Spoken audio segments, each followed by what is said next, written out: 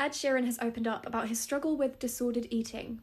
In an interview with Rolling Stone magazine, he said that in the early years of his career, he found it really difficult being compared to other musicians in the industry, such as Shawn Mendes and One Direction. He said, "You do songs with Justin Bieber and Shawn Mendes, all these people have fantastic figures.